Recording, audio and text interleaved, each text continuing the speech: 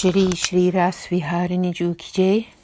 Jai Shri Krishna Sab Vaishnavan Sadar Saprem Sadenya Sanamra. Jai Shri Krishna.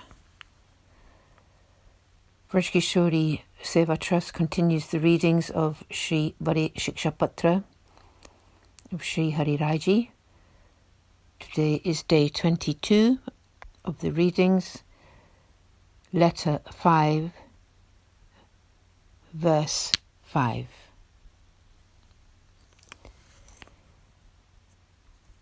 Refuge in Sri Acharyaji's lotus feet, which embody this burning fire of devotion, is perfected through steadfast faith in his teachings, Sri Subodhiniji and his other treatises. This faith becomes firm through constant service to elevated devotees whose hearts are centered in his teachings. Tika 5.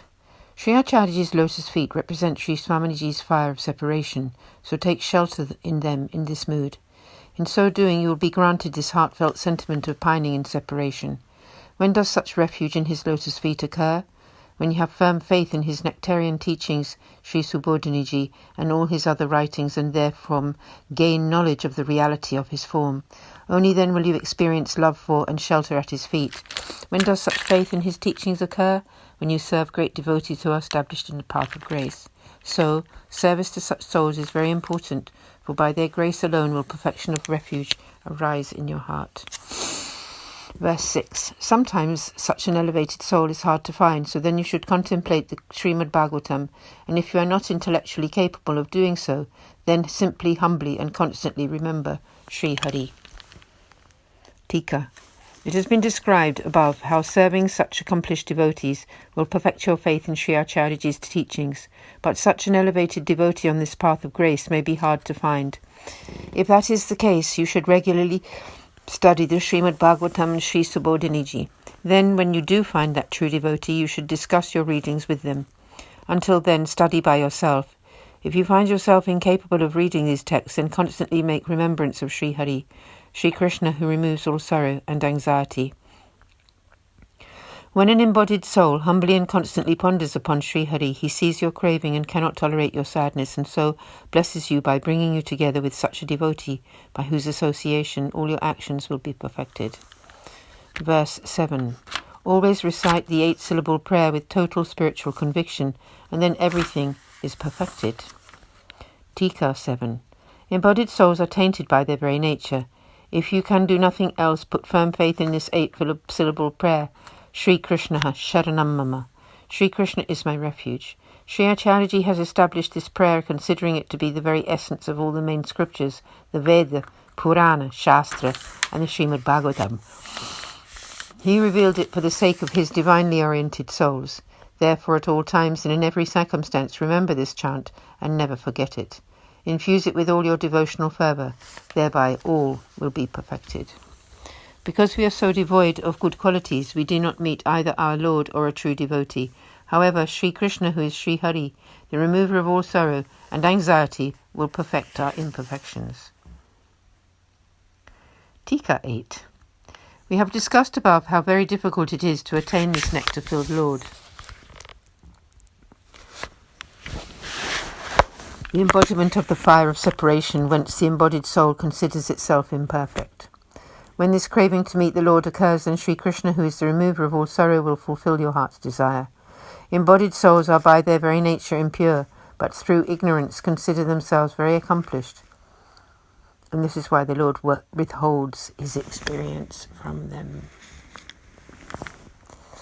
In the Srimad Bhagavatam is found the account of Pinkara, whose behaviour was very depraved. When she began to introspect and became humble, she said, I have fallen into the well of this material world. My eyes are closed due to my attachment to sense gratification, and the serpent of time is swallowing me up. Who else other than Sri Krishna can now protect such a fallen soul as myself? She realized her own shortcomings, became humble, and made supplication to the Lord, whereafter he blessed her. In a similar story, also in Srimad Bhagavatam, about Pururava, it is stated, who else other than the Lord, who, not knowable through the material senses and who resides in the innermost heart of all living beings, would be able to attract and then liberate such a depraved woman as myself? When Pururava became aware of her own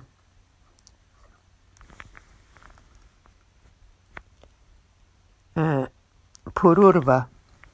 When Pururva became aware of her own impurity, then the Lord blessed her, for this is the path for the humble. In this path, a favourable destiny cannot be attained without humility, and humility never arises when one has a high opinion of oneself.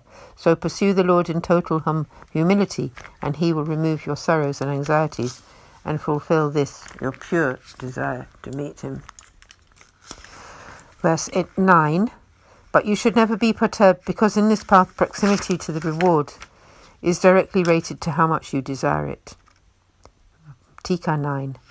In regard to this state of always anxiously considering oneself lacking and insignificant, Sri Gosaiji has written in his treatise, the Navavigyapti, O Lord, for a devotee of yours to have to sustain life without your sight is as meaningless as longevity to an unfortunate woman who is not loved by her husband.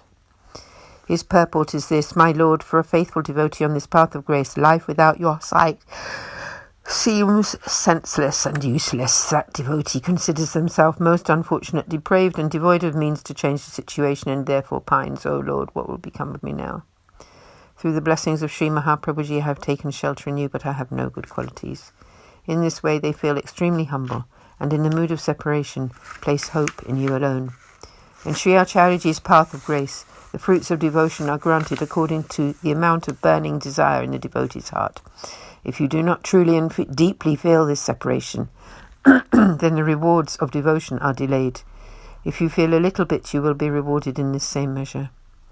During the Ras Leela, each participant was granted the experience of Sri Krishna's loving grace according to their innermost heart's desire, including the trees, animals, birds, and the gopis.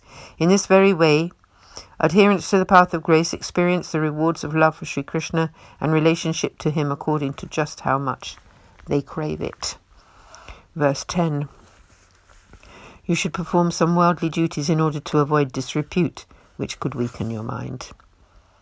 Tika 10. Remembrance of this fire of separation occurs when worldly and scriptural duties are no longer necessary. However, whilst you are living in this world, perform your mundane duties, because if you neglect them, you could become the subject of public criticism.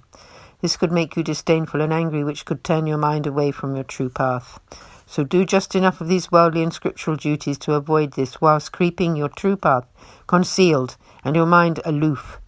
The teaching is to work in this way for a few hours every day. Thus concludes letter 5. Aaj ke aanand ki jai ho. Shri Vallabhadisha ki jai. Shri Hari Rai ji ki jai. Shri Gosai ji ki jai. Shri Gopeshwar ji ki jai ho. Ras Biharani ji ki jai ho. Sab Vaishnavan ko Jai Shri Krishna. Jai Jai Shri Radhe.